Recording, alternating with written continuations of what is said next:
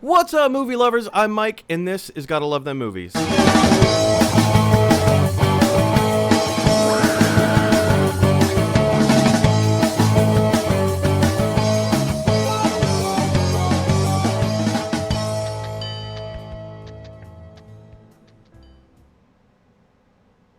Oh, you guys, it's Tuesday. I'm so glad it's Tuesday because that means it's another day of the week that I get to hang out with you guys, all of the film fans, all of our movie fans all over the world. As you are tuning in live, you'll notice the show is going live at 4 o'clock Eastern Standard Time, but that doesn't mean that it's 4 o'clock anywhere else in the world, unless you're in this particular time zone. But we have some really cool things to talk about. Today's kind of a more of a light newbie days. I hate that I do this. I'm always confusing. The other day on the show, I said instead of tossing a coin, I was going to Cost a toin. I do this all the time, and my brain is the weirdest thing in the world. But yeah, today's a little bit lighter of a movie news day. So we're gonna put some fun segments in there. I hope you enjoy it. I hope you can stick around and, put some comments down in the comment section below. Join our film fan community. Just join the discussion. We've got a whole bunch of stuff to talk about today. But our first thing to talk about, like I said, it is 4 o'clock p.m. in the afternoon on the East Coast, United States. But that doesn't mean that our guest is also in a 4 p.m. time zone. That's right. Our guest is coming all the way from a 10 o'clock a.m. time zone in Honolulu, Hawaii. Please put your hands together for a very good friend of mine, Mr. David K. Jones. Hey, aloha, everybody. David, how's it going? Long time no see. Yeah, it's going good. I'm lucky enough to be able to keep working through all the quarantine stuff. So. Oh, yeah. Busy. What in terms of our viewing audience, I know a lot of people are curious. Who is this David K. Jones fella? What makes him qualified to sit around on a virtual pod? It's not even a podcast; it's a broadcast where we're talking. It's a movie chat show. I know you're an improviser. You've helped to co-create your own theater company in Honolulu. Besides being an improviser, what makes you qualified to sit around chit-chat movies? Oh, and I have a podcast. What's Up with That, Bro? We're watching Lost in reverse order. Been doing that for a while with one of our hosts, Chad. He's never seen Lost before, so he's experiencing the whole show backwards. And we talk about that every week. Very nice. And and since quarantine started, I've been doing a movie thing where I put two movies up against each other and have my friends vote on which one I watch, and then the loser I never watch. You just like straight up you will never watch it for the rest of your life. I will never watch it, yeah. I mean, if it's on and I don't have it's like a social situation where everyone else is watching it, it'll be weird for me just to leave. But I'll try not to watch it. I won't choose to ever watch it. But I can see situations where I might end up watching somewhere. Oh, that would be I would love to be in the room when that happens. Hey, we're going to sit down and watch Princess Bride. Sorry, my audience said I can't ever watch that for the rest of my life. I had 6 friends on Facebook tell me not to do it, and I had to watch a Wayans Brothers movie instead. So. Well, hey, sometimes we have to swallow our pride for the greater good, right? Yeah. Awesome. Oh, David, thank you so much for joining us today. Thank you for being a part of the discussion, being part of the community. That's essentially what we're trying to create here is an online discussion forum where all sorts of film fans can come together and we can just chit-chat movies. It's some of our favorite stuff. We're all nerds. We're all geeks. We love this stuff so passionately. So let's get into the show order today and see what exactly we're going to be talking about. Today, as always, I'm going to tell you how to subscribe to the YouTube channel. It's pretty simple. And then we're going to skip over movie news because I told you it's a pretty light movie news day. We're going to go straight into Toy Tuesdays. Got some pretty cool announcements coming up for Toy Tuesdays. And then we're introducing a brand new segment, the Pete Davidson Deadpool. If if anyone is familiar with my history with Pete Davidson, you know that we are at odds with each other. He doesn't even know I exist. He doesn't even know who I am. I hate this man so much. So we've created the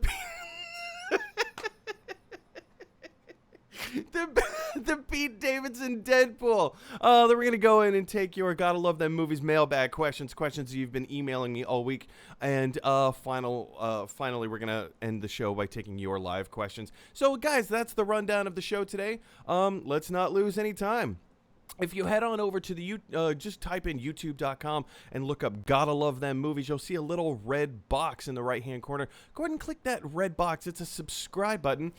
Clicking subscribe means that I get to widen my subscriber base. But why is it important to widen my subscriber base? Well, I'm certainly glad that you fine friends of mine have asked that question of me. You see, when I get more subscribers, or rather shall I say enough subscribers, and enough watched overall content on the channel, that means I begin to qualify to start earning ad revenue, and I can make this show my full-time job. So if you enjoy the show, if you like what we do, if you like what we're doing, like sitting around talking movies and all that stuff, please head over to the YouTube page, click that subscribe button, and help me make money. Another big important, once we hit 1,000 subscribers, we are going to move the show from Facebook to YouTube. Doing that, again, will help to increase all that ad revenue, subscriber, blah, blah, blah, blah, blah, blah, blah. Yeah, so I can make this my full-time job. Anyway, guys, it's really rather simple. Go ahead and do that. And that's the first part of the show. Now we're moving on to the second part of the show. Today is Tuesday. Toy Tuesdays. Welcome back for Toy Tuesdays, everybody. Let's go ahead and introduce Toy Tuesdays.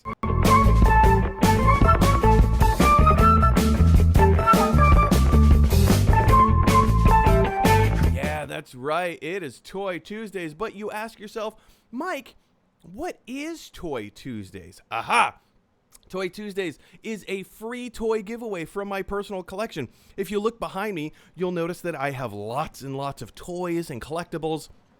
I love collecting toys. I love keeping myself in this constant state of perpetual youth. And in order to collect more toys, I need to get rid of a few. I only have a certain amount of finite space, my friends. So what I'm doing is I'm just giving away some toys as a free giveaway, as a way of trying to help spread the word of movies and movie news, and specifically this channel. So yeah, there is no expense whatsoever to the winner, but in order to qualify as a winner, you must adhere to the following conditions. Number one, you must be a subscriber to the Gotta Love Them Movies YouTube channel. Pretty simple. 2, you need to like and share this video on social media, whatever that social media is, Facebook, Twitter, Instagram, Friendster. For those of you who still have Friendster, you can like and share this video on Friendster. I don't even know how Friendster works. I don't even... Say what? We should all make Friendster accounts. And number 3, in order to qualify, you must comment on this video, or any of our upcoming videos, Toy Tuesdays. Just type in the words Toy Tuesdays into the comment section below, and you will qualify to win this week's prize. But Mike, what if we can't watch this video live? That is not a problem. This video will live in infamy. Not just infamy, it will live forever. What's that word that I'm looking for? In perpetuity. This video will live in perpetuity on the interwebs, whether it be here on Facebook Live or on YouTube. After the show's over, I upload all the videos to YouTube. So if you're watching this on YouTube, if you're watching it on Facebook, just jump down to the comment section below, write the words Toy Tuesdays. I will be monitoring the comment section below, and you will be eligible if you do it sometime within this week. So last week's toy that we were giving away was a Teenage Mutant Ninja Turtle pair of sunglasses in the style of Leonardo's blue bandana. Now, these were a New York Comic-Con 2015 exclusive from the, I think previously I said the IGN booth. It was the IDW booth. It was the publishing company for the Teenage Mutant Ninja Turtles comic books. So they were giving these swag sunglasses away. Like I said, 2015 exclusive Leonardo blue bandana sunglasses. Yeah. And that was last week's toy. If you want to know who this week's winner of the Leonardo Teenage Mutant Ninja Turtles blue bandana sunglasses, I keep saying this over and over and over again. See if I can put them on my head. This week's winner is, drum roll please, David. Can you give us a little drum roll? Yeah, I don't know if you can hear it. Ching! Nobody! Oh, this is a complete mess of a show today, ladies and gentlemen. That is right. Nobody commented on the video. A whole bunch of people liked and shared and did subscribe to the YouTube channel. Yeah. And I am incredibly grateful for that. So thank you so much. Yeah. But nobody commented in the section in the comment section. I think it might be because they're Leonardo sunglasses. If they were like cool Michelangelo ones, I think you'd have more interest. Everyone thinks Leonardo is kind of a square. What? Leonardo's my number 2 favorite turtle. It goes Michelangelo, then Leonardo, then I don't know, like maybe Raphael, maybe then Donatello. I don't know. Yeah. I love me some Leo, man. Have you seen this? I don't know if you can see. It's right behind me. Let me move my camera. Look at that. Look at that. Oh, that's awesome. Those things are huge. That's what she said. Anyway, sorry, I shouldn't have said that. My apologies, ladies and gentlemen. We're trying to keep the show family friendly, and I broke my own rule. Anyway, yeah. So what's going to happen to the Leonardo blue bandana sunglasses? These will go back into the Gotta Love Them Movies Toy Tuesdays bag, and we'll bring them out at a future time. See if there's any catches on there. But yeah, so this week's toy, it's really rather small. This also is a San Diego Comic-Con exclusive. The sunglasses were New York Comic-Con exclusive. This is a San Diego Comic-Con exclusive. These were hard to come by. These sold out very, very quickly. It is a San Diego Comic-Con 2020 pin, a small enamel pin. These were, like I said, these sold out very, very quickly. As soon as San Diego Comic-Con opened up their merchandise online store, these pins, I was only able to get the 2020 pins, but the Comic-Con at home pins sold out instantaneously. Right. These ones sold out right after that. Like I said, I was lucky enough to get a few. I think I got 3. So this is our current. I understand it's not a toy, but it's you understand. So for Toy Tuesdays, if anybody wants to be eligible to win the San Diego Comic-Con 2020 enamel pin, go ahead and jump down to the comment section below. Write the words Toy Tuesday. Don't forget to subscribe to the YouTube channel. Don't forget to like and share this video on any social media wherever you happen to be watching. David, to do all of that, it takes like 3 clicks and writing 2 words, so it's not hard to do. No, real easy to do. It's so simple. Yeah. Were you able to attend San Diego Comic-Con, any of the online panels that they had this year? And if you did, what was your favorite things? Or even from the merch store? Were you able to get anything from the merch store? No, we watched the Bob's Burger panel on YouTube. That was fun. We watched that one and something else. Oh, I was watching tons of them. I missed the Bob's Burgers one. I did miss that one, but they had a lot of really fun, like the Bill and Ted panel was probably one of my favorites. That's cool. Probably one of my favorites. Anyway, guys, like I said before, if you want to be eligible for the Comic-Con 2020 exclusive enamel pin, jump down to the comment section below. Yeah. Write the words Toy Tuesdays. Yeah. All right. Also, Mike, if you're trying to make space to have more toys, giving away 2-inch pins is gonna take a long time, man. You are not wrong. You are not wrong. Do you see it? Well, hold on. Look at this. See how much space on the shelf it takes up? That's true. Yeah. So, I mean, here I have, 1, 2, 3, 4 pop toys. Right. And 1 pin. It takes up the same amount of Yeah, space. the whole thing. Yeah. David. Anyway, guys, so that is the end of this week's Toy Tuesday segment. I will be promoting this throughout all the shows this upcoming week. So definitely keep an eye out for that. Right, Toy Tuesdays down below.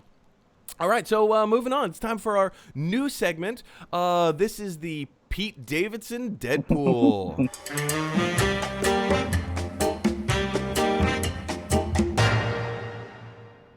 Oh, you guys, if you are anything like me, you hate Pete Davidson. There's no other way to say it. I hate everything that he represents. And I'm sure, like, as a human being, as a person, I'm sure he's a nice person. I'm sure, like, if I were put in the same room with Pete Davidson, we would find common ground. We'd probably laugh about a few things. We would probably bond over something or whatever.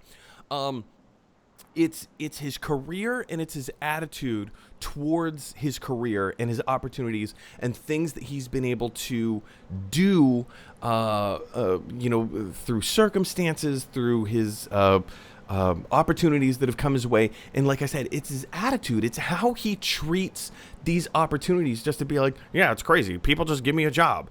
And he doesn't work. He prides himself on not doing anything to obtain the work that he has. And as an actor, as a comedian, it is incredibly frustrating. David, you're an actor, you're a comedian. Is there anything about Pete Davidson that jumps out to you and just says, like, oh, I can't stand this guy? Or are you on the other side of it because you do share the surname and first name of David? Do you have any kind of a personal connection with him? Well, the only thing that we have in common, we can't talk about on today's show. I'll have to watch GottaLoveThemMovies After Dark. There's a thing about his energy that we have in common. But aside from that, not really. All right. Yeah, I've seen him on like Saturday Night Live and stuff, and he always feels like not like a cast member, just like a guy who's there. Yeah. And yeah. Mm-hmm. He just seems like one of those lucky, and again, I don't begrudge anyone their luck in this business, because there's an incredible amount of luck that goes into being in the right place at the right time, and I don't begrudge him that at all. What I do begrudge is his attitude towards the things that he has and the opportunities that come his way.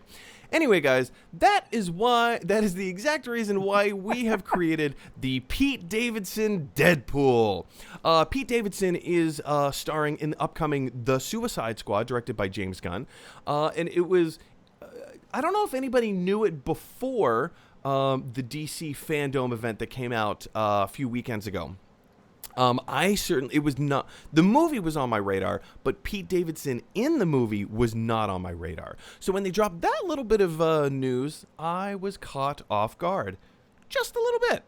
I don't know if anybody else was caught off guard, just a little bit.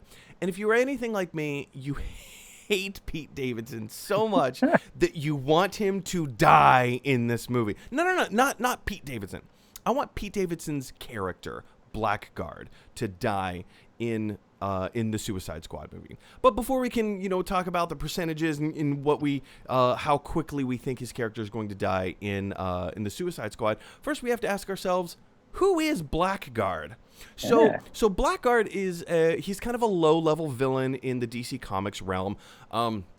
He was a villain, or is a villain rather, of Booster Gold. If you know anything about comics, Booster Gold is lightly associated either with the Flash or with Superman.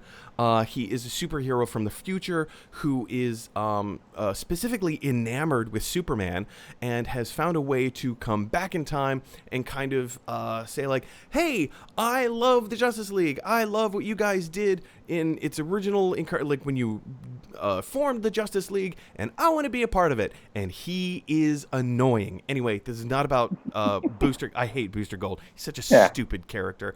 But Blackguard was one of Booster Gold's villains. Again, he's a low-level villain. He doesn't have any superpowers. He just kind of exists. He's a thief. He's a thug. He was given. He's stupid. First of all, can we talk about his name? Blackguard's name.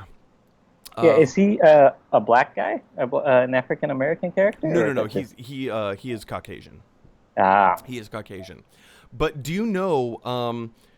Oh shoot! I just had it on the tip of my tongue. Sorry, I have to. Oh, hold on one second. Vamp for a second, David. I need to look this up. It's just weird because we have Black Panther and we've got Black Bolt. I think, is he a black guy? It seems like every time that black is in the name of a character, they're a black person in comic books. So Yeah, I mean, it's that is a common trait. It's yeah. not it's not the rule. But Okay. in this particular case, do you know his real name? This is I love it because it fits Pete Davidson so perfectly. Blackguard's real name is Richard Hertz. Think about that. Think about it for a second. Hertz. Hertz. Richard Hertz is the name of of Blackguard. And so here in the Pete Davidson Deadpool, where he's playing the character Richard Hertz, Yeah. aka Blackguard. And also, not only is Blackguard one of the low-level villains against Booster Gold, but Blackguard was also, like, if you just Google Blackguard, like, who is Blackguard, the thing that pops up the most is how he died. There is a character named the General, who was also a part of the Suicide Squad. This is after Blackguard got recruited into the Suicide Squad, and they go off on a mission. Another character, the General, hated Blackguard so much. He thought he was so stupid. Yeah. He rips Is it because... Say what? Is it because Blackguard was paying too much for car insurance? Oh. The General loves Ooh. affordable car insurance. I see what you did there. You did there. Liberty, liberty, liberty, liberty. And I'm not going to get residuals for that. Yeah, so the General rips his head off and casts his body aside, as you can see in this comic panel that I've put up here. He casts his body inside and says, all right, he was a worthless bum, but his body armor is worth something. So on the way back, we'll pick up the body armor. Nobody in the within the comics, the characters in the comics don't even like Blackguard. So it is my personal opinion. Right. The character of Blackguard is going to die very quickly and very early in the film. I have a couple of ideas. David, do you have any projections as to how quickly you think Blackguard might die in the film? Well, I think the fact that he's not, part of the main cast that's been announced or anything. It's definitely going to be a small part. So I'm thinking he has actually probably he has been announced as the main cast. Oh, okay. Well, then he won't die that fast, right? I don't. I mean, when you stack the main cast up, hold on, let me go back to this. When you stack the main cast up against everyone else in the Suicide Squad, or rather, who's been cast in the movie, we have Idris Elba, John Cena, David Dastmalchian, who was in the Ant-Man movies. Who are the other big names? Steve Agee is playing King Shark. Danella Melchior? Is that how you say that? As Ratcatcher 2. Nathan Fillion, Flula Borg, Sean Gunn, Michael Rooker, Peter Capaldi. A whole bunch of other, Juan Diego, Joaquin Cascio, Alice Braga. It's a long list. It is a long list of people who are playing these or playing characters within the Suicide Squad. So I don't know. I think he's going to die pretty quickly. And this is my prediction. How long will it take for Blackguard to die in the Suicide Squad? David, you tell me how close or how far off the mark you think I might be. Okay. So there's two outcomes. It's either going to be the character, Pete Davidson's character is either going to have 5 minutes of screen time in the movie, or he's going to die within the first 20 minutes of the film. Because it could be both. It very much could be both. But I feel like just because his character is in somewhere within the first 20 minutes of the film doesn't necessarily mean he's going to have 20 minutes of screen time. So that's why I'm saying I think his character is going to have 5 minutes of screen time, and then they're going to, off him. David, thoughts? Yeah, I feel like 5 minutes is a long time for a minor character. I think it's going to be closer to one scene. I know that there are at least two scenes. If Okay. you watched the kind of the behind the scenes trailer that they dropped to DC Right. Fandom, there's a shot of Pete Davidson in an orange jumpsuit, and he's in kind of a Oh, jail cell, and he looks over his shoulder like a little menacing, like, who's opening the cell? And then there's another shot of him in his full garb, with his battle armor on, and kind of like running outside of a facility with, all the other Suicide Squad people. right. Okay. So I know there's definitely two scenes with him Right. in it. I just don't think he's gonna last very long. Yeah. Do I don't think he'll make it past that escape. I I hope think we'll not. see him in a cell, and then everyone's escaping, and then he steps on a landmine or something. Well, I Or hope Shaq head somebody off. decapitates him. I hope they stay faithful to the comics, rip his Right. head off, and just say, "Well, there goes Richard Hertz." Anyway, guys, what do you think about Pete Davidson being in the Suicide Squad? Chances are very likely you might have a very different take on this. You might be excited that he's in the Suicide Squad. Maybe you like Pete Davidson, and that's fine. Completely subjectivity here. I do not like his character. I don't like the attitude that he portrays within fandom or Hollywood. So I would very much like to see his character get offed very early in the film. What do you think? Do you think that I'm too far off the mark? Do you think that I could be, a little closer there? Jump on down to the comment section below and let me know your thoughts. All right, guys. So that does it for all of our fun segments. Now, fun segments. Not that this isn't a fun segment. But yeah, now it's time to open up the Gotta Love Them Movies mailbag.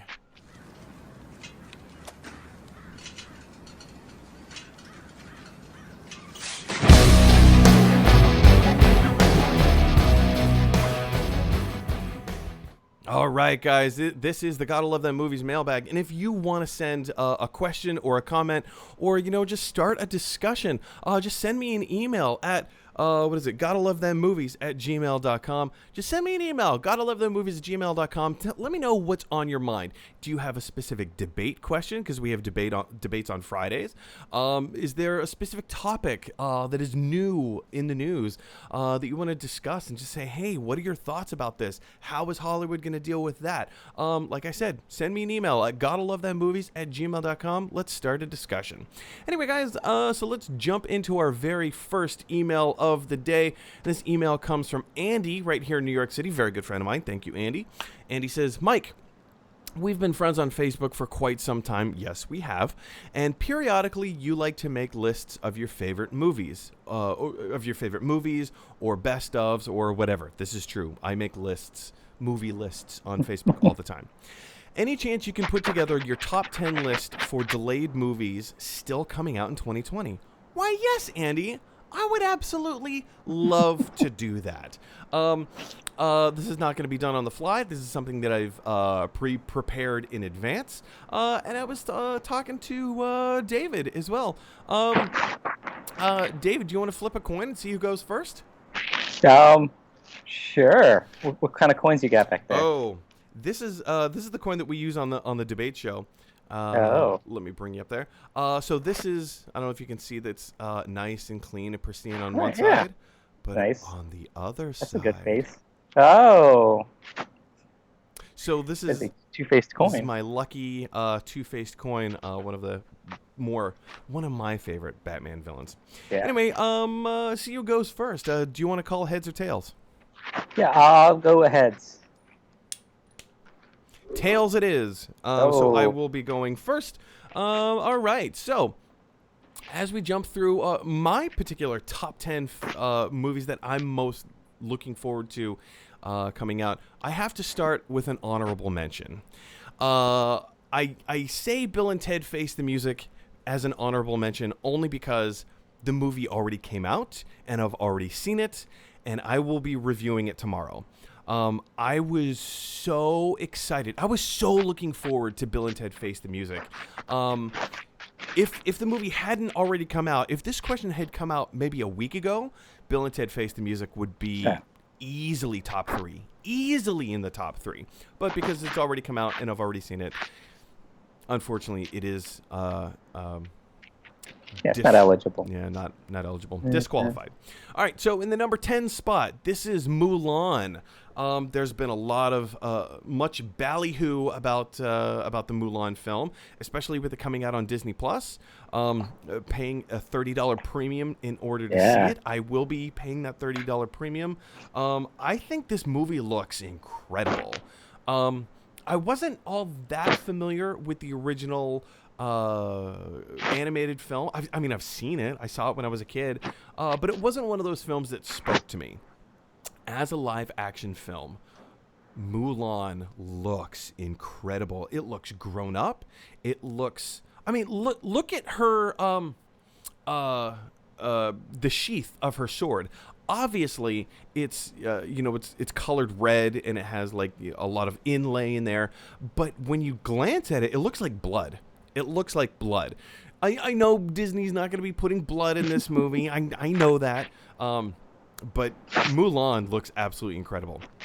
In the 9 spot, we have the Ryan Reynolds flick Free Guy.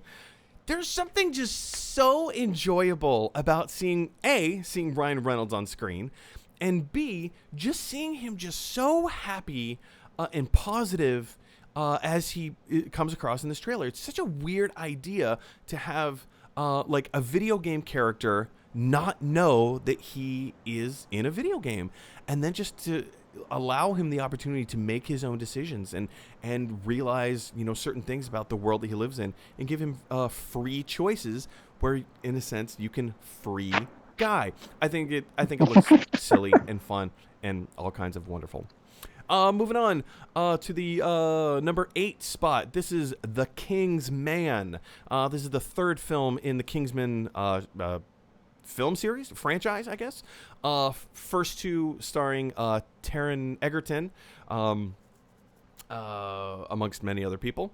And this is a prequel to The Kingsman. I believe it takes place 100 years before the other 2 Kingsman movies happen. It just looks really... I had no idea, first of all, that this movie was happening before they announced it. That statement doesn't entirely make sense, does it? Because nobody knew it was happening before they announced it, right? Right. You understand the spirit of what I'm talking about. The King's Man, I thought, looks incredible. It had like kind of piggybacking off of the themes of Wonder Woman, the original Wonder Woman, in taking place during World War I. I think is a really smart, really clever move. I'm really looking forward to see this movie. In our 7th spot is The New Mutants. This movie would have ranked higher in my really excited, most excited list, except the reviews have already started coming out, and it's not a complete train wreck, but it's also not as fun or as good or as well crafted as I think many of us were hoping for. There was a reviewer that I was watching on YouTube. He was saying something to the effect of like,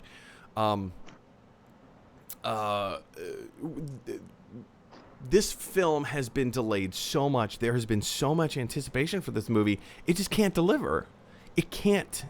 It is incapable in delivering on its promise. Anyway, going to number 6, it is Dune. A poster, an official poster for Dune has yet to come out. So this particular poster is a fan-made poster. For a fan-made poster, it's not bad. There have been a few images for Dune. Dune is one of those properties that I'm completely unfamiliar with. I never read the book. I never watched the miniseries. I never watched the original movie that was done by David Fincher. Did David Fincher do the original Dune, the movie? Anyway, whatever. I think so. Whoever made it. It's just not. It's a little too sci-fi for me. I'm more Star Wars. I'm not so much Star Trek. And I feel like Star Trek is a little too sci-fi for me. And I feel like Dune is going David to be... Lynch. David Lynch, sorry. David Lynch. Yeah. I get those guys confused all the time. David Fincher, David Lynch. Yeah. Yeah, I don't know. But the thing that makes this incarnation of Dune really excited for me, or rather, I'm excited for it, is the director, Denis Villeneuve. I have loved every film he has ever made. Enemy is probably my number one favorite Denis Villeneuve film starring Jake Gyllenhaal. It's incredible. If you haven't seen it, go watch Enemy. One of the best movies of the last decade. It was incredible. Moving on to my top 5. Soul. This movie just looks so good. I loved Inside Out. Inside Out kind of changed the way that I see emotions and how I view people. And with the trailers and everything that I know about Soul, I am so looking forward to this movie. I think it's going to be so... I don't want to use the word cute. I hate it when people use the word cute to describe things. But I think this will be very emotional and just incredible. Number 4 is Tenet. Tenet, probably would have ranked higher had the reviews not come out last week. Tenet has got a mixed bag. It still ranks pretty high, but it has a mixed bag of reviews. Some people think that Christopher Nolan is too inside of his own head. He's trying to be too clever or whatever. But yeah, Tenet, I would have liked to rank higher, but I'm, even given some of the negative reviews, I am looking forward to it. Yeah. My number 3 film. This needs a preamble. My number 3 film. I want to put it lower. In fact, I actually wish it wasn't on my top 10 list, but the reality is that it is.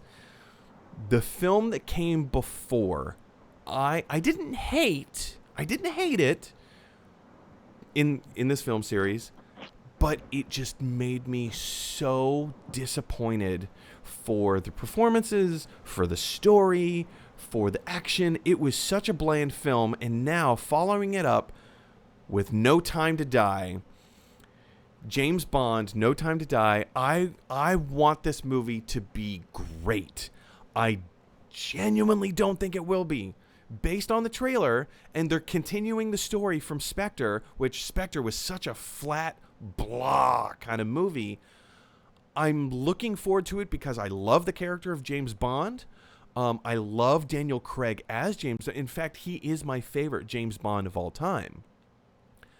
But No Time to... And also Billie Eilish. Holy guacamole. Billie Eilish singing the theme song to No Time to Die. In this order, I hate Billie Eilish and then Pete Davidson in that order. If you love Billie Eilish, great.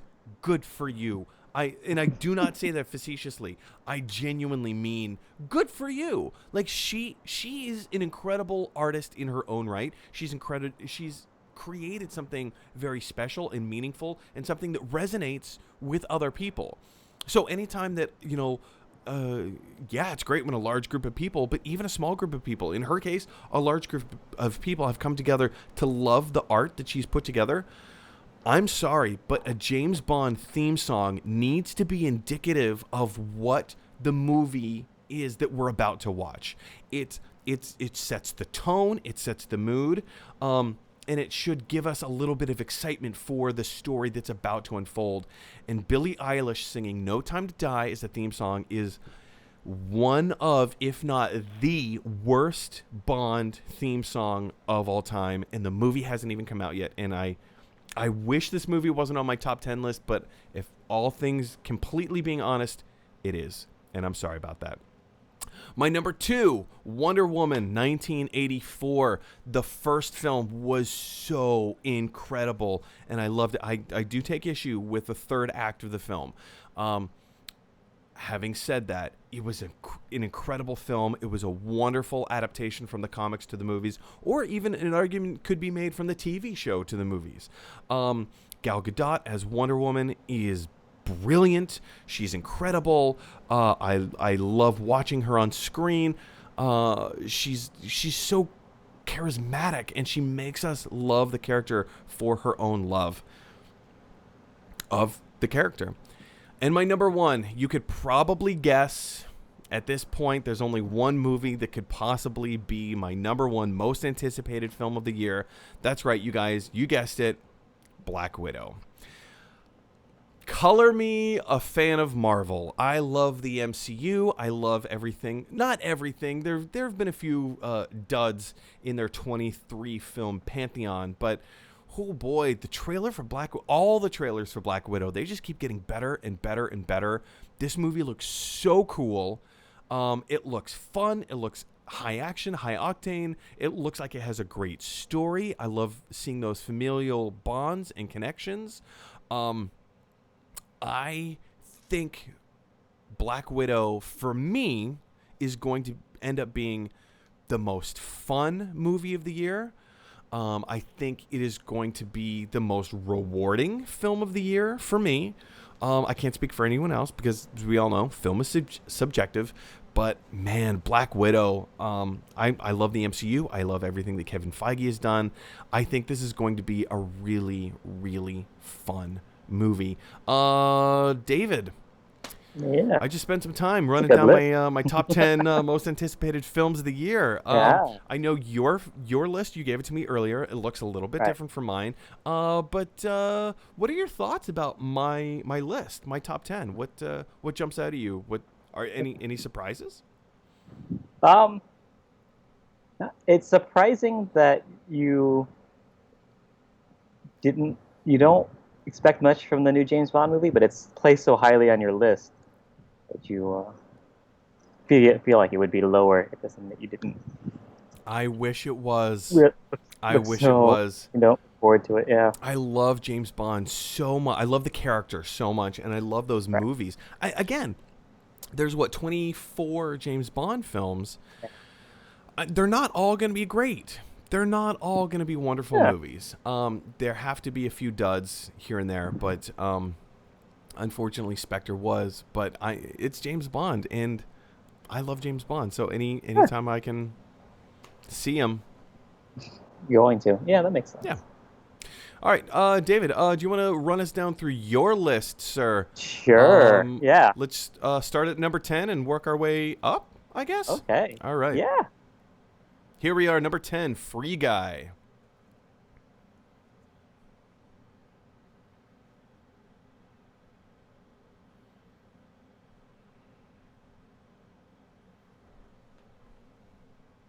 Fun movie. I think that's what... My apology. You were just speaking, and while I had the Free Guy graphic up, I didn't have your Skype NDI source plugged into that specific graphic. So while you were speaking, nobody could hear you. So my apologies. Do you want to just tell our viewers again what it is about Free Guy that you're looking forward to?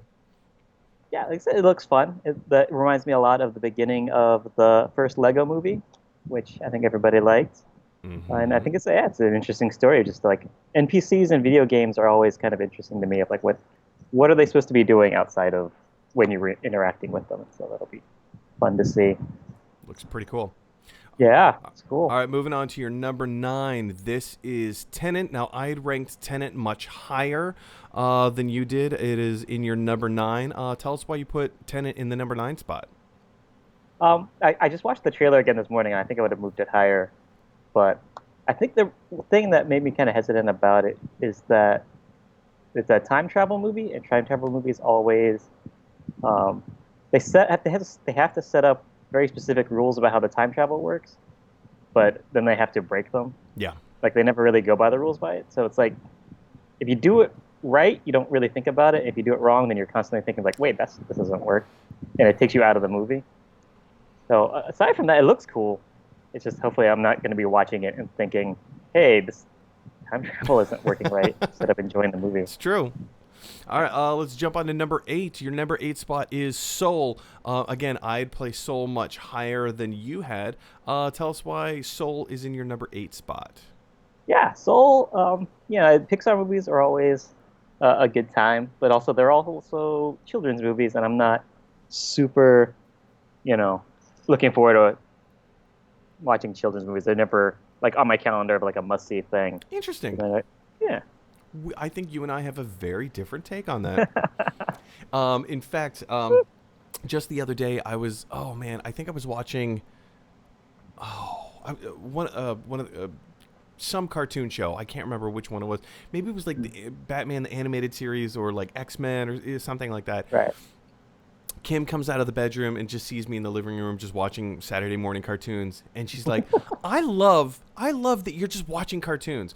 And it was Saturday morning, and I had an actual bowl of cereal. I was eating my cereal, watching my Saturday morning cartoons, and it was just this, like, you're a 37-year-old human.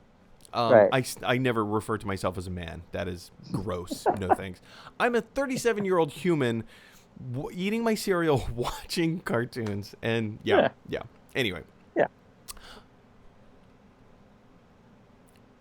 You're not watching new cartoons made for today's 6-year-olds, are you? I don't know. Moving on to number 7. Your number 7 pick is the much ballyhooed Wes Anderson film, The French Dispatch. It has been a while since we've heard anything from Wes Anderson, and I'll be totally honest, I forgot that this movie was coming out. You put it at number 7. Tell us why you love Wes Anderson so much. Yeah, his movies are always interesting to watch. I usually don't rewatch them. They're those nice kind of comedies that are not funny, like they never make you laugh. But it keeps you engaged the whole time. You want to see what happens. I will argue that point with Royal Tenenbaums. I unabashedly love that film. That will be good. Yeah, I think that's my number 1 of his movies. Yeah, it's same. Yeah, it's fantastic. Your number 6 film is the horror part of the horror franchise, Antebellum.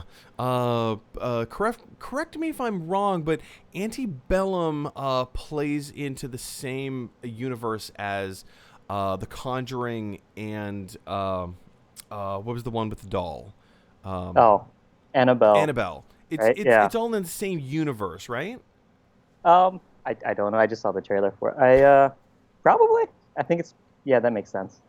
It's all the same cinematic universe. Whenever they can do that, they do that, right? And The Nun. I think The Nun is also in that same kind of Conjuring universe. I may be... Here, let me go back to the movie trailer. I might be wrong about this. From the producer of Get Out and Us, Janelle Monáe, Antebellum. You know what? Maybe it's not. Maybe it's not in the same universe. But what if it was in the same universe as... I'm going to watch it as though it is. I don't do scary movies, but... It seems kind of like Get Out in that it's some sort of weird science project that evil white people are doing to a black person. And I think that's one of the interesting things about what Jordan Peele is doing with horror right now is that horror isn't just, ooh, there's a ghost in the closet, or oh, there's a psycho killer.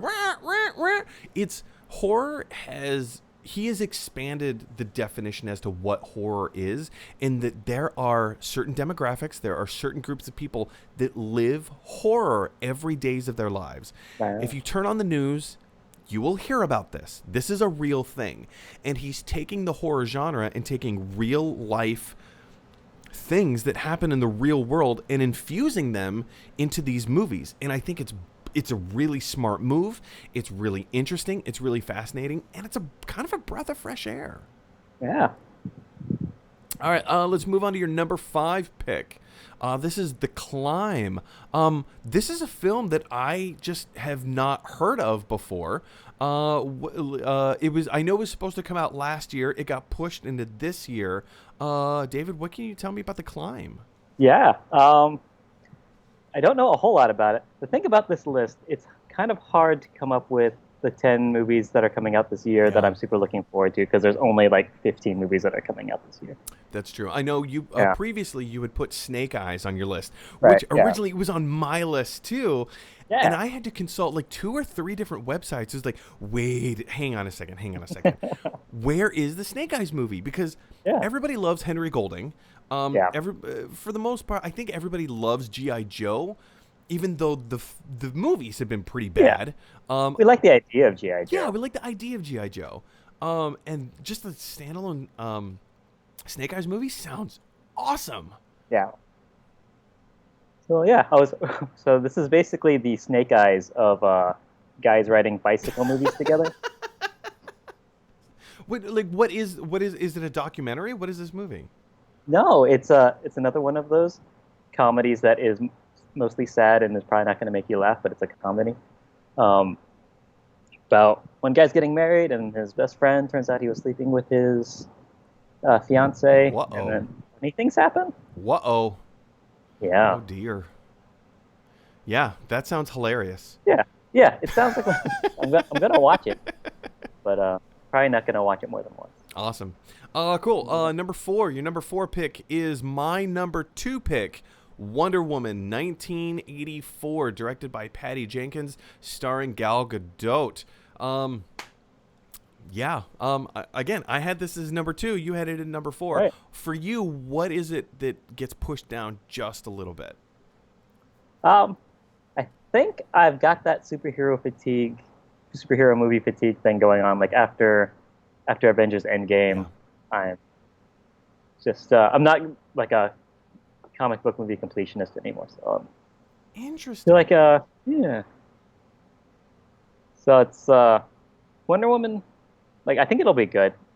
It's just like I said, it's not at the top of my have to see it kind of thing. Right. But I do like in the trailer where they're at the they're at the art gallery, and then you have Chris Pine just staring at a trash can, trying to figure out what kind of art it is. I think it's And lovely. Yeah. yeah, I think. because I mean, I think all art is a trash can. So that's yeah. Ooh. Deep. Also, the scene where she's swinging her lasso and like all the security guards are like shooting their guns at her, and she's like deflecting all the bullets as she's swinging. Oh, it was so cool. Oh, it was so cool. Yeah. All right, now we're moving into the top 3. Your top 3 most Yeah. anticipated films of 2020. Number 3 is Candyman. Again, this is a Jordan Peele property. He's producing this film, a reboot, reboot, remake, whatever you want to call it, of the Candyman films or franchise. When I saw this trailer, it looked good. It looked Yeah. really creepy. Again, not into scary movies. I probably won't be watching it, but it looked good. Yeah, and Candyman, I remember I saw the original one at a sleepover when I was like 12, and I really liked that. I really liked the fact that it was a horror movie. It's mostly about black people. Like it was a people of color movie, but it wasn't.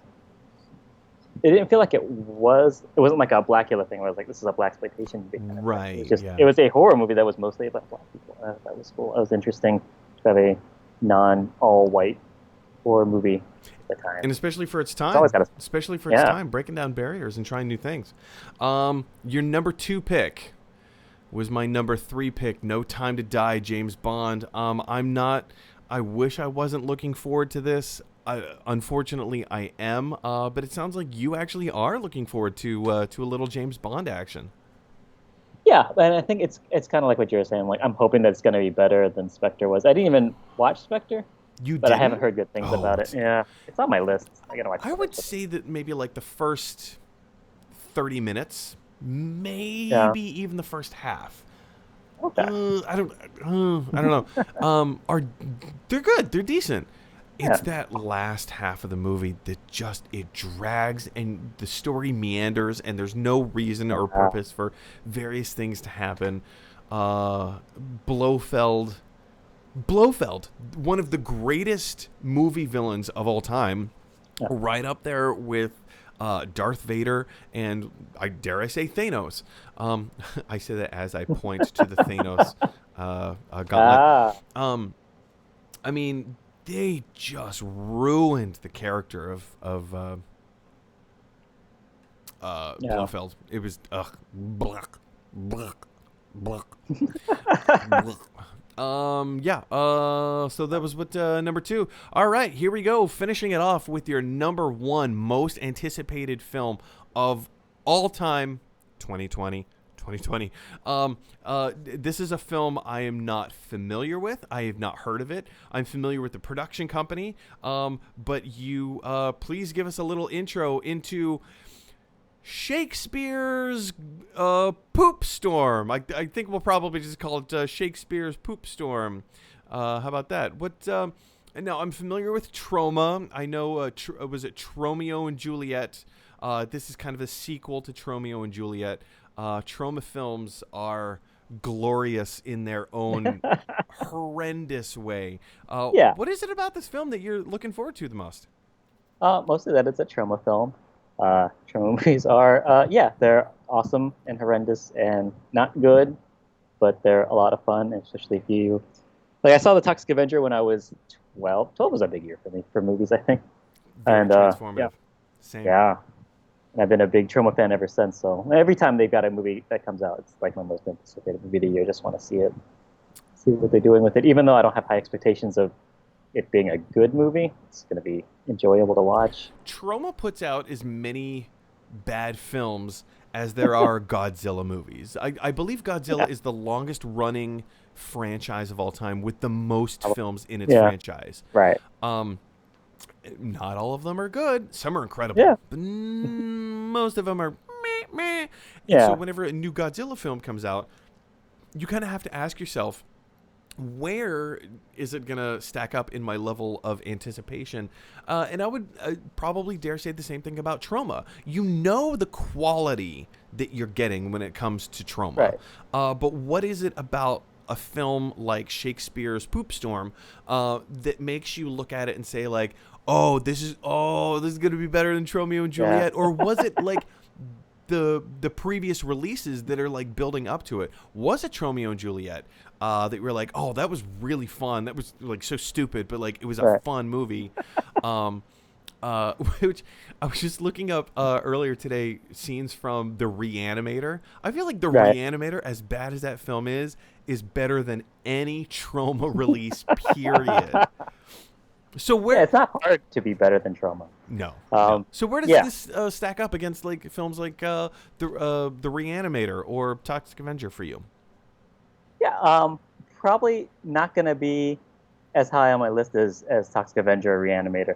I think my biggest reason for why I'm looking forward to seeing it is just that Trauma. They're an independent film studio that's been like really independent for over 40 years, and like there's not they need all the support they can get. In a world where Yeah. you know, I think in a few years, the Disney Corporation is the only people that are going to be making movies that are being released in theaters at all. So, whenever you can support the independents, you got to. I I think everything else on the list, if I don't watch it in the theater and I eventually just watch it on a plane, I think I'll be okay with. But taking the time to actually like support fair. what they're doing independently with Shakespeare's Poop Storm, it would be worth it. Anyway, guys, the question is for you. What do you think of our top 10 lists? We have two wildly different lists between me and David. What do you think? Does your top 10 list for the most anticipated films coming out this year in 2020, does it look different? And if it does, how wildly different does it look? Because David's list and my list are very, very different. Jump down to the comment section below and let us know your thoughts. All right, guys, we're moving on to the last email question of the day. This email question comes from Sean, who lives in Seattle. Sean says, in light of recent events regarding the passing of Chadwick Boseman, what do you think Marvel or Disney is going to do with Black Panther 2? For me, I really hope they don't recast. I feel like doing so would be disrespectful to Chadwick and the legacy he created. Yeah, so again, this was our main topic of the show yesterday. We kind of memorialized Chadwick Boseman and Black Panther and like his legacy as an actor a little bit, or a lot of it. This brings up a really interesting question because Chadwick Boseman is the king. He is King T'Challa. He is the Black Panther. Now, I understand in the comics there are other Black Panthers. His younger sister Shuri, in the comics, goes on to become Black Panther herself. But there's a huge online kind of pushback. Not pushback, but rather people just saying like, please, please, please don't recast Chadwick Boseman as don't recast Black Panther with a different character. Different actor. I'm sorry. My brain's all over the place. You understand what I'm saying. Don't recast Black Panther with a different actor. Doing so would be disrespectful to Chadwick Boseman. It would be disrespectful to his legacy. It would be disrespectful to the character of Black Panther himself, given the emotionality and weight that Chadwick Boseman was able to bring to the character himself. I have a few thoughts about this. First and foremost, I feel that recasting or not recasting is, first of all, it all depends on what Marvel plans to do. Like, what are Marvel's plans? If you guys can hear a police siren, I believe, David, is that coming on your end? It is, yeah. I live in New York City, so police sirens are a dime a dozen. So it's very interesting for me to hear a police siren from someone else, especially in Honolulu. Yeah. Well, we got the lockdown going on. Someone's probably walking on the beach, so they have to be arrested. Get back to your house, people. Yeah. But yeah, it all depends on the story and the direction of the MCU that Kevin Feige has planned out. Now, I understand Kevin Feige is not writing the story for Black Panther 2. That is up to Ryan Coogler and his team of writers to figure out the specific story. But a lot of it also has to do with what are the plans for the MCU, because I know there was a lot of discussion after, spoiler alert, Tony Stark died at the end of Avengers Endgame. And Captain America decided to go back in time and spend out the rest of his life with the love of his life. So we no longer have Iron Man. We no longer have Captain America. And also Black Widow was killed, obtaining the Soul Stone. So we have three major characters. We have three of the original Avengers not continuing on with the MCU. And there was a lot of talk whether Doctor Strange was going to become kind of like the new leader of the Avengers, whether it was going to be Black Panther, whether it was going to be Spider-Man. They kind of set up some of these themes in Spider-Man Far From Home of like, hey, Tony Stark is gone, Iron Man is gone. Who's going to step up? Who's going to fill his shoes, so to speak? So there's a huge discussion going on right now. Who is going to fill that spot? Originally, was it going to be Black Panther? And if not, okay. But what is going to happen to the mantle of Black Panther? How does this story play out? David, I'm sure this is something that you have thought about at least once or twice since this weekend. What's going to happen to the character of Black Panther? What's going to happen? What are your thoughts? Well, I mean, yeah, I definitely like what you were just saying with like this sort of next generation of Avengers. I always thought that it was going to be Black Panther kind of being the top guy on there because he was just the most interesting of all this next generation I thought of. By far. In the movies, yeah. And he's a king. But, yeah, he's a king, so it's weird for him to be taking orders for someone else. But so do you think they're going to recast? Do you think it's a better idea to recast someone? Because, here's another strong argument to be made. In the MCU, they've already cast James Rhodey. Right, yeah. They've already recast Mark Ruffalo into the Incredible Hulk. They have a history of people being recast to play other roles. Right. So, it's not outside the realm of impossibility that right. they are. I mean, if they got, let's just say, hear me out. Let's just say they get Idris Elba. I get it. Idris Elba was already a part of the MCU, but his character died. Okay, I get it. Blah, blah, blah. But he's also an acclaimed actor. He's fantastic, and he has a massive fan base. He's a little old to play T'Challa, but let's just, hypothetical. Right.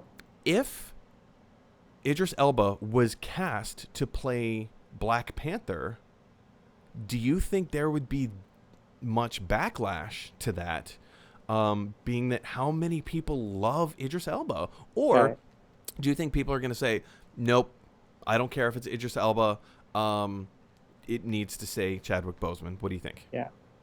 I think everyone will feel weird about it, but because it's Idris Elba and he's so great in everything he does, he'd probably do a good job, so that we'd go see it and be like, oh, hey, he did pretty good. And then 3 Black Panther movies from now, we'll just think of him as Black Panther.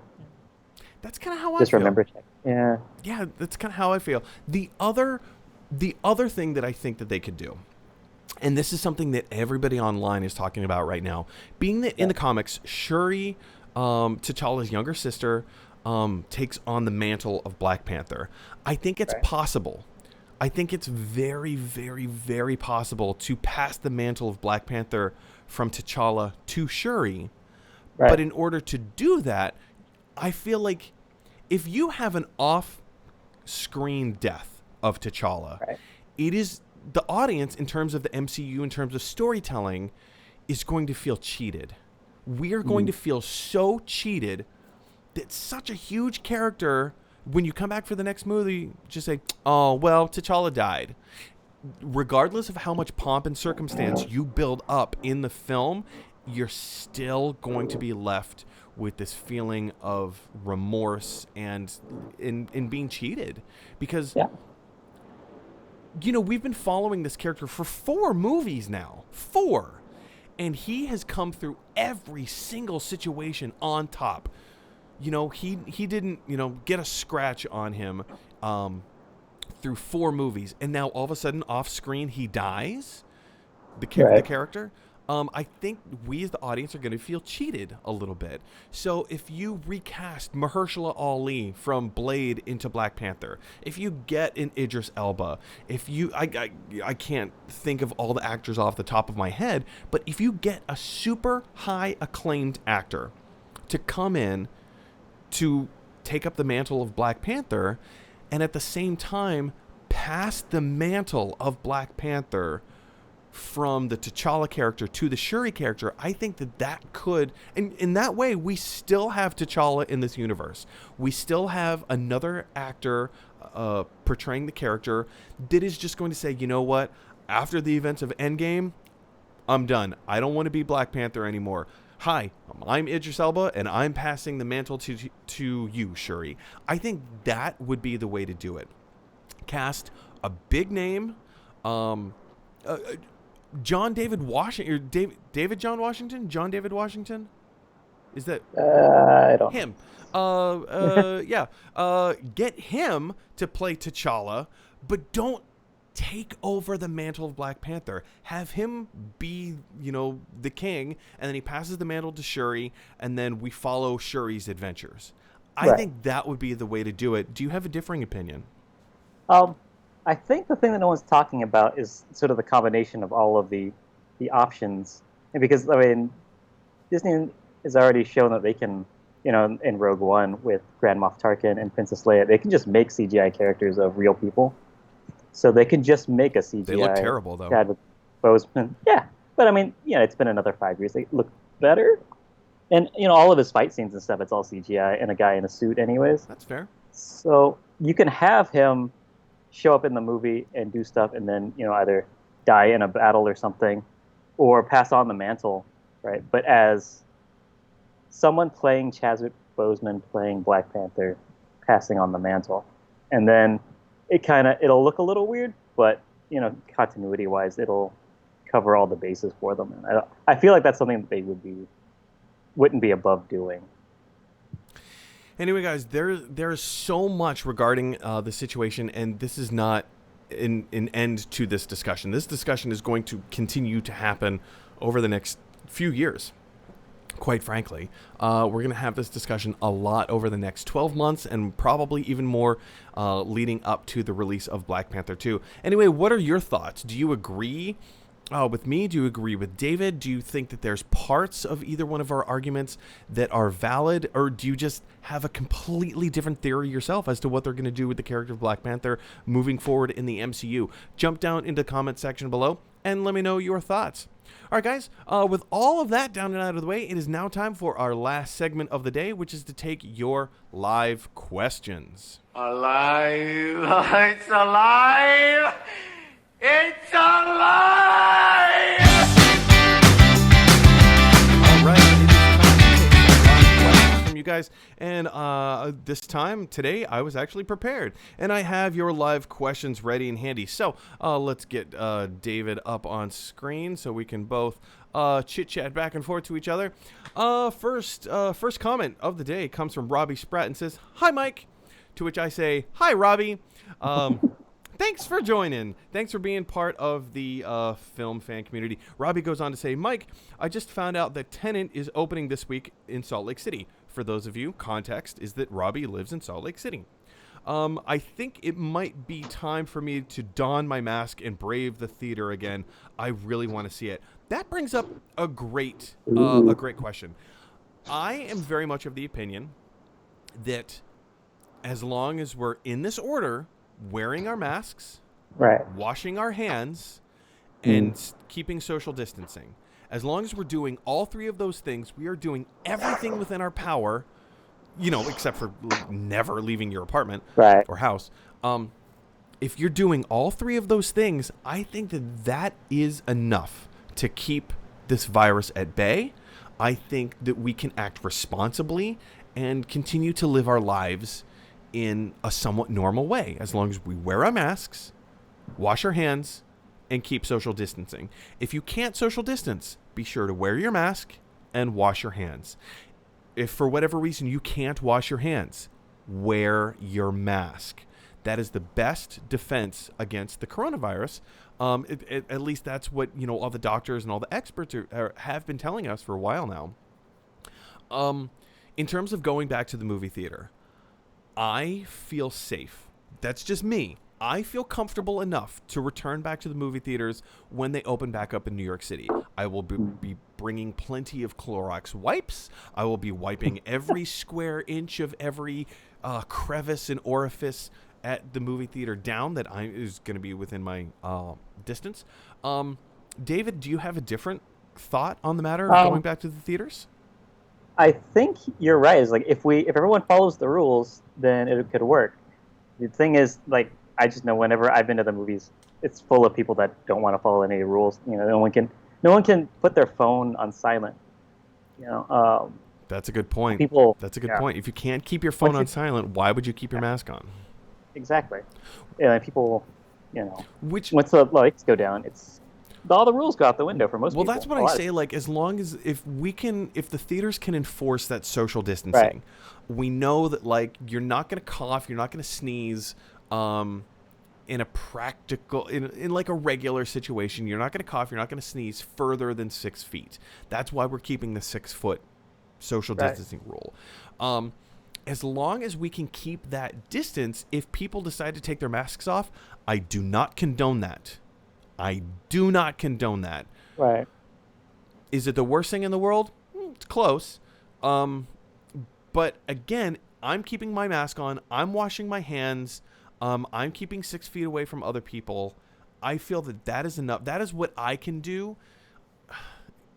I don't know. Yeah. It's right. Yeah. And if everybody could just do it, like if everyone is as good a person as you, then everything would be fine. I just feel like it, especially when those rules probably a lot of times don't apply to like parties. We go to see the movies with like 4 of your friends. You can all sit together, right, and not have to do the social distancing thing. So you'll still get some community spread that way.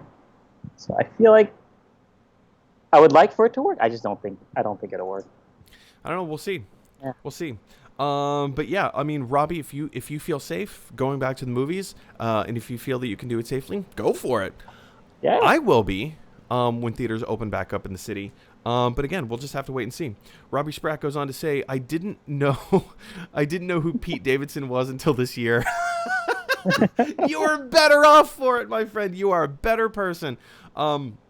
He started showing up as a guest star in a bunch of shows I watch. I was like, who is this clown? And how is he getting roles in everything? I don't like him either.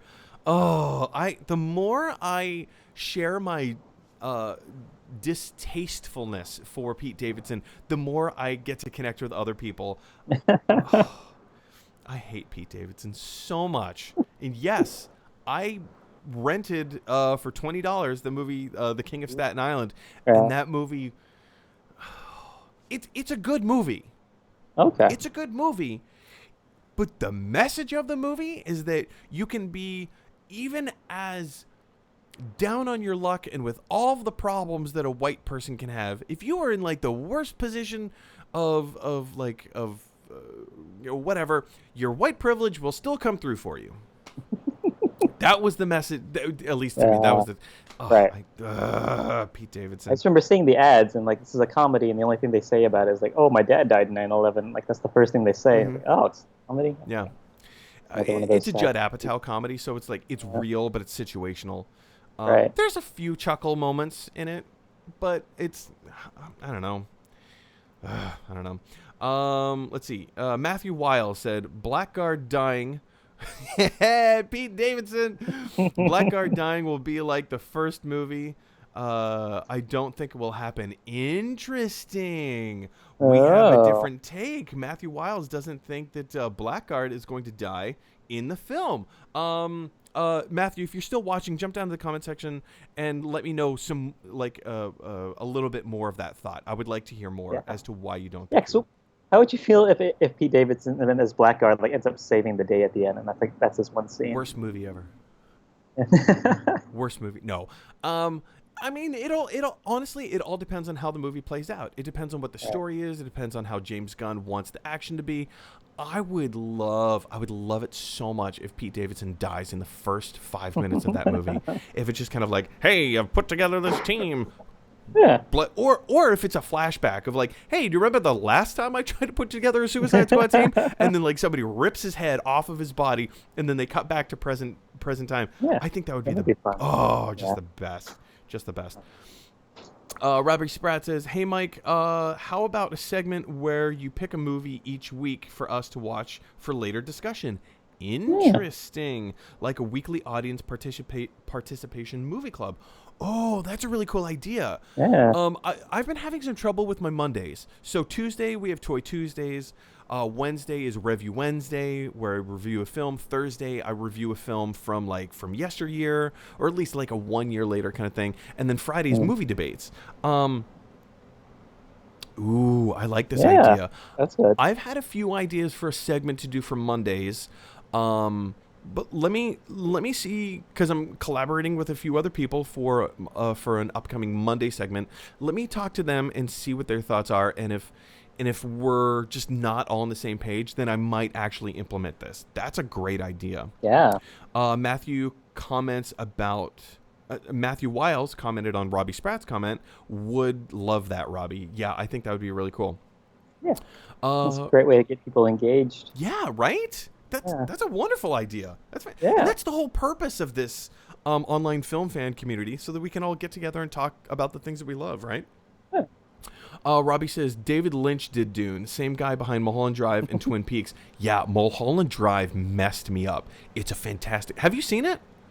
No, I have it somewhere, the disc from an old roommate got it from Netflix back when they would send you discs, and then he left it in the house when he moved. So I own it somewhere if I still never watched it. It's a fantastic film. The first half of the film, I started watching and I'm like, the acting is really bad. It's like unforgivably bad, especially for like a movie on this level. And then in the middle of the movie, there's an event, something happens and everything changes. And I can't, but all of that is to say the acting is bad on purpose and you don't realize it. Or at least I didn't realize it. And by the time we got to the end of the movie, I was like, what is happening? What is happening? And I had so many... do not watch that movie alone. If you've never seen it, do not watch it by yourself and do not watch it at 2 o'clock in the morning. That's what I did. And I felt this big. I felt horrible. I wanted to find a hole to crawl into and die. Wow. It really messed me up. Having said that, it's a fantastic movie. Definitely go watch it. Robbie says, totally agree. Enemy was amazing. I've liked everything from him so far. Robbie's referring to the director Denis Villeneuve in response to him directing the new film Dune. Everything that are you familiar with his work, David? No. Not. So maybe he did Arrival with Amy Adams. Okay. Yeah, I've seen that. He did Blade Runner 2049. Okay. Brilliant. Oh my gosh. I don't even like Blade Runner. Like, I didn't care for the first film with Harrison Ford. Ridley Scott directed and made that movie what it was, and it was a huge cultural phenomenon. Right. It just didn't land with me. But 2049. Oh man, I loved it. I loved it so much. Denis Villeneuve is a brilliant filmmaker, and that's why I'm looking forward to Dune. Matthew Weil said, my list would be pretty much the same as yours, David. Lists scare me. So Matthew, you're looking forward to the new Troma release, huh? I hope so. Tell me more. Yeah. Matthew goes on to say Black Panther, either Shuri will be Black Panther or they will abandon Wakanda for Atlantis because Disney will have an arc for the Wakandan characters, which will have arced around T'Challa. So I think they will move to another area, and I think Atlantis would be fun. Yes, it would be fun, and yes, that would give it a vastly different landscape. I don't think that's the direction they're headed in. Yeah. There's a lot of chatter about Namor coming into, and now that the MCU has the rights to Namor back, there's been a lot, because I know Black Panther and Namor have a history with each other. They would have had to start planning this or seeding this earlier, and given the Fox deal with Disney, that would have negated the deal, and the deal would never have happened because it would have implied collusion. So for that reason, I don't know. The internet's clamoring for Namor. It could happen. I just don't see it being that way. David, do you have a different thought on that? I just think that if they do Namor, I hope he's wearing the Speedo. Whatever they choose to do with Namor, I just want his costume to be. Hey, as long as he's a jerk. Yeah. As long as he's a jerk. But, I mean, yeah, they very well could pass the mantle to Shuri, and I think that would be really interesting. I really do. Yeah. Robbie Spratt says, I'm not sure they could come up with a solution that would be respectful and satisfy fans. That's the trick, right? Personally, I think they should cancel Black Panther 2 and retire it from the MCU lineup. And even then, I mean, canceling Black Panther 2, I think that would upset fans as well. Yeah. You create this incredible character that means so much to so many people. Right. Can you imagine canceling Iron Man after Iron Man 2? Or after the Avengers and just be like, no, we're done. Yeah. We're done with Iron Man. Yeah, and one of the really important things about Black Panther is that as a film is like it's that representation of African Americans in the MCU, and not now to think, this is their movie and now they don't get to have it anymore, and they're probably not going to replace it with an Atlantis movie, which is be more white guys in Speedos. That's it, unless they change the Namor's origin, make him they turned Nick Fury from a white dude to a black dude. So I mean, I think, and that not only did that work, that was awesome. Like, there's no other person on planet Earth who could play Nick Fury ever, except for Samuel L. Jackson. 2 more comments. Matthew Weil says, please get Pete Davidson as one of your guests. Do it. Have you been tweeting at him? You should be tweeting. I should be. How about this? For all 3 of you watching the show right now, if you are still watching, can you all please tweet Pete Davidson and tell him that he needs to be on the show as one of my guests? I would love... I think that would be a wonderful interview. I would love to interview Pete Davidson because, I just watched an interview with him. As much as I hate him, I watch everything he does, which, why am I doing this to myself? He did an episode of The Hot Ones, that episode, that YouTube show where they eat hot wings and they can't, it's just too hot and too intense, but they're doing fantastic interview work. There's a lot of controversy, not just from me, but from other viewers and fans as well, that Pete Davidson is a kind of a, I don't want to say a garbage person because that, remarks on his personal habits as a personal human. I'm sure he's fine. Right. I'm sure he's a nice guy. And I don't want to degrade him in that regard. It's just how he spends time as a celebrity that I don't agree with. So I would love to talk to him on that regard. So if anybody can make this happen, please tweet at Pete Davidson. Please tweet at SNL and try to make this happen. Tweet at his agent. Yeah. Whoever that happens. Yeah, who's someone his agent? Google that, find it out, dox his agent, then we'll all send him letters. Yes, please. Until he gets on the show. I would love that. Because we both live in New York, so let's get him in my apartment. Yeah. Let's wear masks the whole interview. I have a terrace. We could do the show from the terrace. I would do that. That'd be great. All right, last comment of the day comes from Matthew Wiles. I can't remember the name of the guy who died in the first Suicide Squad. Nobody does. Oh, yeah. But I feel this film would be trying to distance itself from the first. I admit it would be funny and James Gunn would handle it better than the first, but still it would happen. And I would be like, that happened. So last time, so not a big surprise. I mean, you raise a good point. Nobody remembers the first guy to lose his head in the first Suicide Squad movie because he was a throwaway character. But yeah, I mean, if James Gunn wants to try and reinvent the wheel, he won't do that. Right. I hope he does.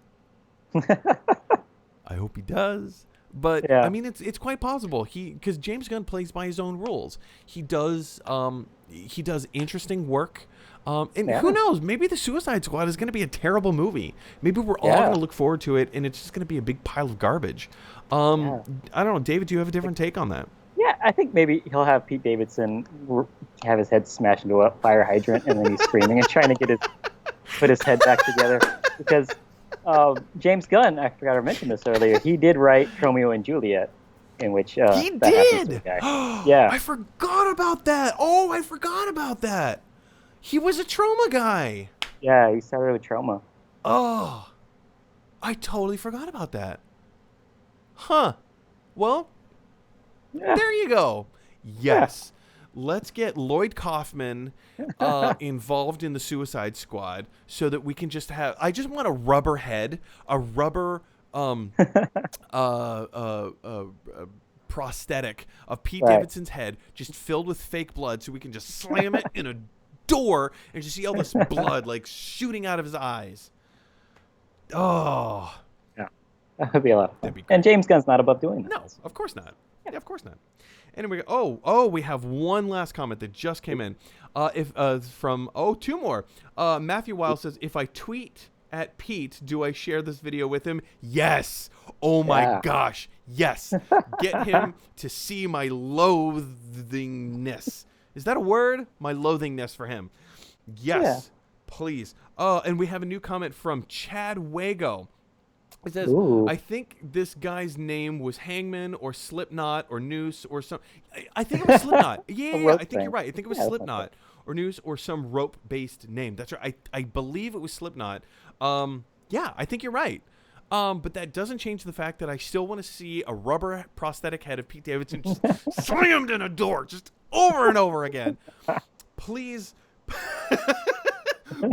let's get Pete Davidson on the show so we can talk about why he's a terrible celebrity. He's not a bad person. I don't think he's a bad human being. I think he's a bad celebrity. Right. Shame on you, Pete Davidson. Bad celebrity. Anyway, guys, so that is going to do it for this episode of Gotta Love Them Movies. Thank you so much to everybody for joining in the comments. This is one of the best live comment discussions that we've had in a long time. Not that I've been doing the show that long, but yeah, it's been a lot of fun, a lot of engaging moments, a lot of great points to be made. Robbie Spratt had a great idea of like, hey, let's do homework. Watch this movie. Next week we're gonna come back around and talk about it. David, thank you so much for being on the show, man. This is thanks for having me, man. Your insights. You just bring a completely different flavor. You have your own specialties, own things that you are into and a part of. You also brought us the wonderful discussion of trauma. So again, thank you so much for being on the show. I'd love to have you back. Tell all the lovely people out there where they can find you online, and also what projects do you have coming up? Yeah. So What's Up With That Bro? That's the podcast where we're watching Lost. You can find us on Instagram, Twitter, and stuff at WhatBroPod. This Saturday we're doing a 14-hour marathon watch along, or we're watching all of season 5 of Lost together. We're gonna hopefully I'll have you on at some point I will be during there. the day, Yes. and we're raising money for the Hawaii Food Bank because there's a lot of families struggling in Hawaii right now with the economy all messed up. That's fantastic. So yeah, That's great. so definitely if you guys want to give us a follow on Instagram and Twitter or something, we'll be posting a lot about it. And yeah, Yeah, guys, a big please go out and check What Bro Pod. That's at What Bro Pod. That's on, is that Twitter or Instagram? on both. Okay. On both. So yeah, go over to Twitter, Instagram, see What Bro Pod. I will be guesting on their podcast this Saturday. I'll be tuning in for at least one episode, maybe two, of some of the stuff from Lost and talking about it and sharing our thoughts and comments. But as David said, all in benefit of the Hawaii Food Bank. So if you are available, check that out. I'll be posting links. David will be posting links, not in the comment section below, but we will be posting links. Anyway, guys, Alive. that's not the video I meant to click on. All right. If you like this video, click like. If you really like this video, click subscribe. And if you really, really like this video, click share. Because that is what everyone at Troma would want you to do, including James Gunn. All right, guys. Thank you so much for joining us. Thank you for being a part of the discussion. Please speak kind words to each other. We live in a weird world where everybody likes to spew hate and garbage, especially me and my hate for Pete Davidson. But let's even if Pete Davidson were here right now, I would still speak kind words to him. So please, even if we disagree with each other, please let's speak kind words to each other. And with that, I will see you tomorrow.